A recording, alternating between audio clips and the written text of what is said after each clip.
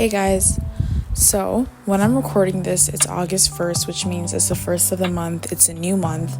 Regardless of when you're listening to this, I wanted to make a reminder today, if there's anything that you can do, and I made an audio a little while back about what is in your control and what isn't in your control. And so if there's anything you can do today or for this week or for this month, if you're setting your goals and your objectives, it's to set your ducks in a row.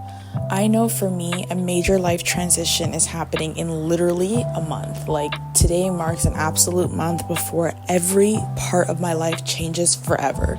And it is so much to comprehend. It is so much to try to understand.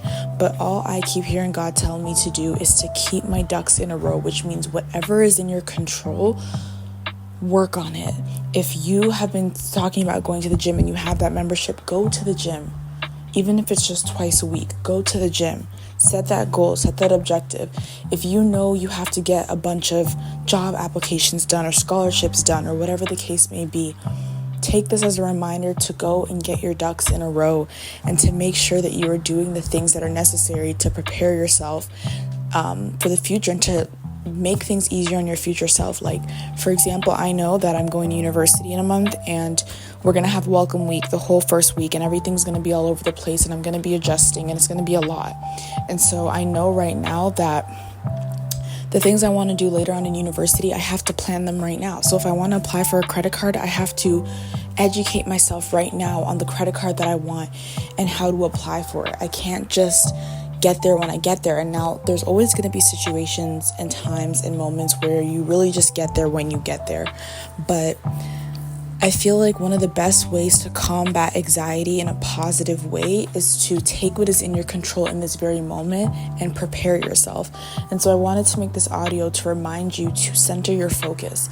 Like literally nothing matters after this. And so you want to make sure that you're not being distracted by social media and drama. I know there's so much that happens on social media. There's so much celebrity drama. And I always hear people say the difference between their rich friends and their broke friends is that their broke friends are always talking about celebrity drama and gossip and movies and shows, and their rich friends are always talking about goals. I think there should be a fine balance in between that, but how many of us really call up our friends and meet up with them to talk about goals? Like, what goals are we going to set this month? Are you going to have an accountability partner? What are you going to do to reach those goals? And not everything is about hustle, but more than ever before, it is time for us to look at those that have won ahead of us, our parents, our grandparents, our teachers, our mentors, our older siblings. And it's time for us to see them and see all the good choices they made and see all the mistakes they made and learn from it. If there's one thing that you can do to set yourself up for success in this life is to believe in yourself, trust in God, and know exactly what you want.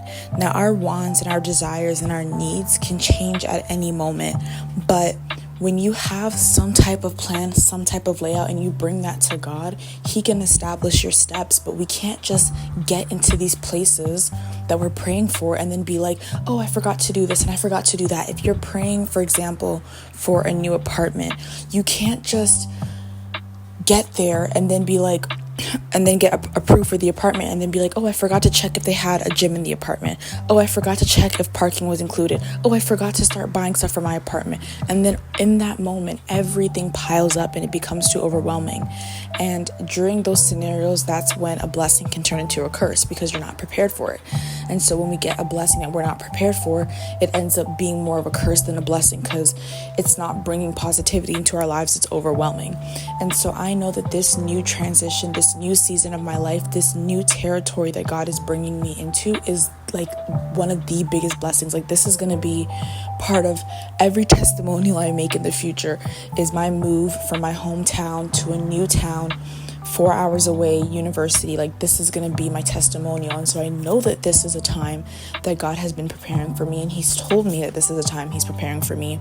And so it's only right that when we ask God for things, we're able to remain faithful and show Him that we can steward the things that He's asked us to do faithfully. So if you know God said he's going to give you a car, steward your finances faithfully, save faithfully, start buying the dash camera, whatever you need faithfully, right? And we don't do it, having everything sorted out or thinking we have everything sorted out, but we do it trusting that what God has for us is ours.